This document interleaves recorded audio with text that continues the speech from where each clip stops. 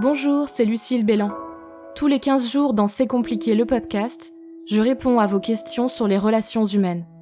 Amour, amitié, sexe, bref, tout ce qui vous touche, vous fait souffrir et vous préoccupe.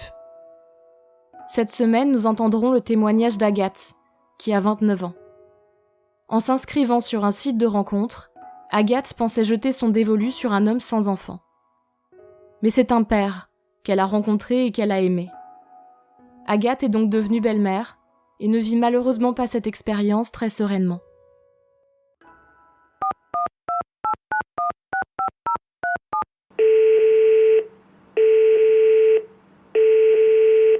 Bonjour Lucille, je m'appelle Agathe, j'ai 29 ans. Je suis en couple depuis bientôt 2 ans avec mon chéri. Avant ça, j'ai été célibataire pendant 1 an et demi. Je sortais d'une relation assez compliquée, longue, qui m'a pas mal détruite. Et je m'étais faite une liste assez importante de choses que je voulais et des choses que je ne voulais pas. Ma meilleure amie m'avait ouvert un compte sur Adopte un mec et je suis tombée sur cet homme-là, on a discuté, il m'a charmée. Ça a été assez vite entre nous deux, mais le point le plus important de ma liste que je ne voulais pas sur cet homme-là n'a pas du tout été respecté. Je voulais pas qu'il ait d'enfant. J'ai jamais ressenti la fibre maternelle en moi. J'étais jeune, je suis jeune et j'ai pas encore le déclic. Et cet homme-là avait un petit garçon de 18 mois. Et ça a tout de suite été très très compliqué avec la maman. Elle nous a pourri la vie quand elle a appris qu'il était en couple. Au début, je me suis mise à sa place à elle, en me disant pourquoi elle réagit comme ça. Elle est maman. J'ai compris que ça pouvait être compliqué pour elle de laisser son enfant avec une autre femme. Donc j'ai décidé de prendre contact avec elle. Le dialogue a été totalement en sa faveur à elle. Elle m'a pas laissé parler. Elle m'a attaquée. J'ai voulu lui expliquer que je ne voulais pas du tout prendre sa place. On a tenu bon tous les deux, malgré tout. On a eu beaucoup de galères. C'en est presque arrivé au bout où elle a voulu porter plainte contre moi parce que le petit avait une griffure dans le dos alors que je n'y étais strictement pour rien. Et puis finalement, ça s'est calmé quelque temps pour revenir. C'est toujours très très compliqué. Ça fait 2 ans et c'est toujours compliqué. J'ai toujours mal au ventre quand le petit arrive. Alors on a une relation très proche tous les deux. Finalement, moi qui voulais pas être maman, on s'entend bien. J'essaie de quand même m'investir parce que lui n'y est pour rien. Donc j'essaie de faire pour que son quotidien aujourd'hui soit le plus facile. C'est pas évident pour un petit garçon de changer de maison 1 semaine sur 2. Ils l'ont en garde alternée. Et finalement, moi, ce qui me choque le plus, c'est le regard des autres par rapport à cette situation-là. Quand on s'aperçoit que je ne suis pas la maman de ce petit, j'ai juste pris un monsieur avec un enfant. J'ai juste cette place-là et je suis rien. Je suis rien pour les gens. Moi, on m'appelle à l'école, on m'appelle la nouvelle. La maman émet des rumeurs sur moi. Et finalement, c'est compliqué. C'est très très compliqué à vivre, cette place de belle-mère qu'on m'impose en fin de compte. Je suis un peu bouleversée d'avoir raconté ça, mais je vous remercie.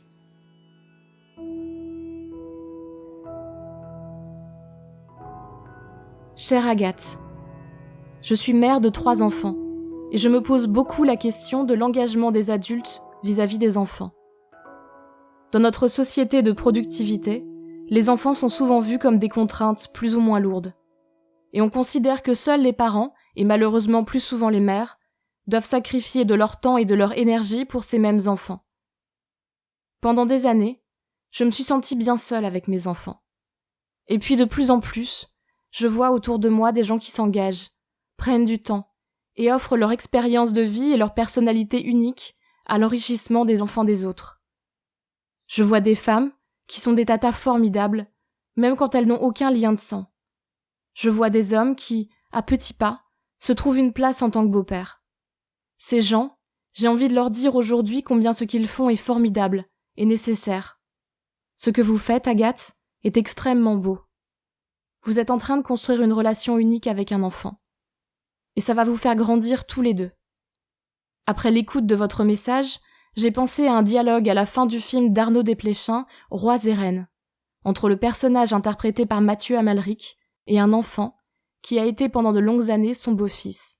Je cite : « Le passé, c'est que ta maman et moi, on s'aimait tellement que du coup je t'ai rencontré toi. Tu avais quoi, 3, 4 ans ? Comme c'était du vrai amour et que tu étais tout petit, c'est normal que du coup je t'adorais et qu'on s'entende bien. Et comme je te l'avais dit une fois, une chose dont je suis très fière dans ma vie, c'est de te connaître. C'est ainsi que nous sommes devenus, toi et moi, une presque famille. » Il développe. « Je veux pas que toi, tu doives décider si tu m'aimes bien ou si tu m'aimes pas. Je m'en fiche, parce que c'est moi l'adulte. Je m'occupais de toi, des fois je t'énervais mais des fois tu m'adorais. Moi l'adulte, maintenant je te porte dans mon cœur. Mais même si tu deviens le pire des salopards, même si je te vois pas pendant 1269 ans, moi je suis obligée de penser à toi. Parce que c'est agréable pour moi. Et toi, comme tu es un enfant, tu n'es pas obligé de penser aux adultes, ni à moi, sauf si tu en as besoin. » Fin des citations. Cette relation que vous avez avec cet enfant, elle n'appartient qu'à vous deux. Et ne doutez jamais que c'est une richesse pour lui, comme pour vous. La violence qu'on vous oppose est une violence stupide et aveugle. Elle trouve son socle dans la peur d'être un jour la femme délaissée, la mère célibataire, même si probablement personne ne connaît vraiment l'histoire de votre compagnon et de la mère de son enfant. Il est moins question de vous ici que de l'étiquette qu'on vous plaque. Ce qui vous manque, c'est de confiance, en vous, en la femme que vous êtes et en la relation que vous construisez. Assez de confiance pour comprendre que vous êtes sur le bon chemin. Et pour construire cette confiance, vous avez besoin de travailler sur vous, mais aussi de définir plus clairement votre place avec votre compagnon. Vous avez besoin de son soutien indéfectible, et pas juste en mots. Dans les moments d'épreuve, gardez en tête les moments de douceur. Il faut que ces moments vous nourrissent et vous donnent confiance. Petit à petit, la certitude de votre rôle et de votre place vous donneront force et courage. Mais pour ça, vous avez besoin de la famille que vous êtes en train de construire, votre compagnon et son fils, et aussi, peut-être, d'un ou une professionnelle bienveillant. Pour parler du statut de beaux-parents, j'ai téléphoné à Claire Delpech, thérapeute à Paris, qui accompagne aussi bien en individuel qu'en couple, en français comme en anglais. Les femmes sont surchargées d'injonctions à la maternité, mais la belle-mère reste dans l'inconscient collectif quelque chose de négatif. Comment peut-on alors se construire comme une bonne belle-mère ? Alors déjà par rapport aux injonctions, j'ai envie de dire quel que soit le sujet, il y a des injonctions de la société. Donc l'idée c'est vraiment de faire le tri entre ce qu'on voit. Alors je fais référence à ce que vous dites à l'instant, hein. Effectivement dans les contes, Cendrillon et autres, la belle-mère a le mauvais rôle. Il y a aussi d'autres archétypes qui existent, comme l'archétype de la tante, par exemple, tante célibataire qui s'occupe de ses neveux. Ça peut être autre chose qui peut vraiment servir de base et de vision pour se définir en tant que belle-mère. Donc déjà, l'idée c'est de faire le tri dans ce qui nourrit en fait notre inconscient. On peut tout à fait, même s'il y a des injonctions, décider que ça non, je m'identifie pas et je vais aller voir d'autres ressources. Ensuite, il est intéressant de se poser de toute façon, quand j'ai envie de dire belle-mère ou autre sujet, quelle est notre intention de base en fait ? Qu'est-ce qu'on a envie de vivre avec ces beaux enfants ? Qu'est-ce qu'on a envie de vivre en termes de famille ? Et essayer de repérer quelles sont nos intentions, mais aussi notre contre-attention pour vraiment définir un modèle qui est le nôtre. Et pas quelque chose qui effectivement est plaqué de la société et j'aurais envie de dire peut-être même nourri par un questionnement qui peut parfois devenir un petit peu obsessionnel, qui va chercher des films et des livres qui vont dans le sens de décidément les belles-mères ont toujours le mauvais rôle. On fait partie d'un environnement, l'environnement nous influence. Là où on a une part de choix, c'est vraiment de choisir l'environnement qui est bon pour nous.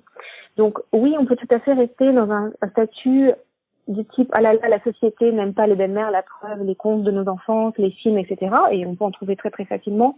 On peut aussi trouver d'autres ressources, d'autres types de films, d'autres types de livres, d'autres types de discours qui existent aussi dans la société qui proposent une autre version. Donc l'idée, c'est un petit peu sortir d'une forme de... Je pourrais entendre un tout petit peu dans la question d'une petite forme de victimisation. La société n'aime pas les belles-mères, comment faire pour être une bonne belle-mère ? Non, oui, il y a des archétypes qui tournent.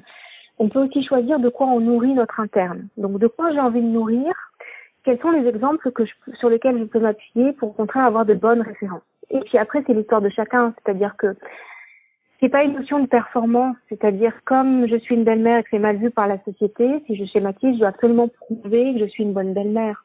Non, on est une bonne personne et puis on s'ajuste au mieux en fonction de la situation. De pouvoir lâcher cette notion de performance aussi. Dans le témoignage d'Agathe, on sent une véritable envie de s'engager dans ce rôle de belle-mère qu'elle n'a pourtant pas choisi.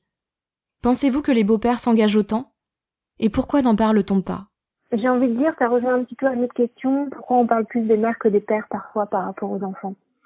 Donc c'est pas tellement les beaux-pères, c'est-à-dire que oui, bien sûr, les beaux-pères s'engagent, et puis c'est encore une fois une question de l'histoire qui est vécue, de personnalité. Il y a autant de beaux-pères que de belles-mères qui s'engagent dans l'absolu. C'est plus quelque part, là on rejoint un peu la vision de la société. De façon générale, quand on parle des enfants, c'est plutôt l'énergie maternelle qui est mise en avant. Donc ça dépasse, j'ai envie de dire, même le côté belle-mère, beau-père. C'est vraiment enfant, on a plus tendance à parler de l'énergie maternelle autour d'eux plutôt que l'énergie paternelle.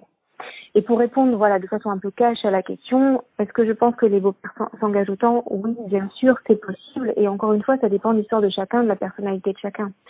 Est-ce qu'il y a une ambivalence ou pas ? C'est-à-dire que, par exemple, dans le témoignage d'Agathe, j'ai pu voir que il y a une réelle envie de s'engager et en même temps, à la base, dans son intention, c'était de rencontrer quelqu'un qui n'avait pas d'enfant. Donc, ce serait intéressant aussi qu'elle puisse, pour vraiment que ce soit une aide pour elle, qu'elle puisse examiner ses éventuelles contre-intentions. C'est-à-dire que, oui, maintenant que j'y suis, j'ai vraiment envie d'être une bonne belle-mère. Et en même temps, à la base, c'était pas vraiment mon scénario idéal. Est-ce que je pourrais encore avoir aujourd'hui des contre-intentions pour pouvoir justement faire en sorte que son rôle soit le plus confortable et agréable possible, parce que c'est aussi une super aventure d'être la belle-mère d'enfant. C'est un vrai accompagnement. Il n'existe pas de solution idéale et de plan préétabli pour les personnes qui se retrouvent belle-mère et beau-père. Mais est-ce qu'il existe des règles et des limites à respecter pour une relation sereine au long terme ? Alors, j'ai envie de dire oui et non. C'est-à-dire que comme pour les parents, on peut dire tous les guides du monde. Quand l'enfant arrive, c'est toujours la surprise de toute façon. Donc, ça permet de préparer. Et en même temps, c'est pas ça qui fait qu'on devient un bon parent ou un bon beau-parent. Par contre, oui, il y a quand même quelques règles de base. C'est-à-dire que, en tant que beau-parent, donc j'élargis là, en tant que belle-mère ou beau-père, on n'est pas le père ou la mère de l'enfant. Donc ça, c'est vraiment une règle de base. Et puis, ça permet d'éviter aussi les conflits de territoire avec le père ou la mère qui est en face. Donc, le rôle soit clair et qu'il soit aussi, j'ai envie de dire, assumé par le partenaire. Donc là, dans l'histoire d'Agathe, vraiment, je m'interrogeais aussi sur comment le père s'engageait là pour lui faire une place et pouvoir dire, ben voilà, c'est votre belle-mère, donc vous pouvez lui demander pour ci, pour ça, et pour pouvoir vraiment aussi affirmer sa place auprès des autres personnes. Également, par rapport aux enfants, qu'il y ait quelque chose qui soit posé clairement. Il y a vraiment quelque chose autour de la clarification quand on prend une place. Donc, la place de belle-mère ne fait pas exception pour dire, ben voilà, je ne suis pas votre mère, je suis votre belle-mère et je suis là pour vous. Et voilà tout ce que vous pouvez me demander. Alors bien sûr, ça dépend de l'âge des enfants. Donc c'est plus quelque chose qui va s'instaurer naturellement là avec l'enfant parce qu'il n'est pas encore au stade vraiment du verbal. Par contre, vis-à-vis de la mère, vis-à-vis des autres parents, comment cette place est dite clairement en fait. Là, je fais un focus plus vraiment sur ce qu'Agathe partageait. Il y a vraiment quelque chose autour de la place là qui est compliqué à vivre. Et je me suis dit qu'il y avait peut-être quelque chose dans son histoire aussi qui se rejouait là, comme un petit peu une reproduction, où il y aurait pu y avoir dans son passé, sous une autre forme, quelque chose qui pourrait avoir un goût de c'est compliqué d'avoir ma place ou de vraiment qu'on me laisse ma place. Donc il est possible que vraiment, voilà, comme être parent, être beau-parent, ça fait beaucoup travailler sur soi. Il est possible que là, la situation lui fasse rejouer quelque chose de son passé développemental, donc de son enfance, de son adolescence ou jeune adulte, qui aurait un peu le même goût et qui l'invite justement à prendre sa place de façon juste, c'est-à-dire pas en allant sur le territoire de l'autre, mais en ne s'effaçant pas non plus. Et en allant chercher les ressources, donc là je pense à son compagnon, pour vraiment l'aider à délimiter la place et pouvoir aussi l'assumer aux yeux du monde. C'est aussi pour ça qu'il n'y a pas une recette magique parce que ça dépend de la relation de couple, ça dépend de la relation avec la mère en l'occurrence, ça dépend de la relation avec l'enfant, ça dépend aussi de ce qu'on veut apporter. Donc il y a quelque chose à clarifier peut-être aussi avec son compagnon. Quelle est exactement ma place et mon rôle ? Qu'est-ce que tu attends de moi là ? Voilà ce que j'aimerais vivre. Parce que dans son témoignage, j'entends pas trop la co-création avec lui. Et je peux vraiment imaginer que pour Agathe, c'est difficile au niveau de l'estime d'elle-même aussi de vivre ça. Donc il y a vraiment quelque chose là à aller voir en thérapie, pour voir ce qui se reproduit, parce que tu as un goût de reproduction là. C'est vraiment ce qu'on n'a pas réglé du passé, c'est-à-dire en termes émotionnels, des choses qui nous ont impactés. Ça continue à vivre en nous et inconsciemment, on attire des situations qui font que ça a le même goût pour qu'on finisse par sortir l'émotion là qui est cristallisée et passer à autre chose.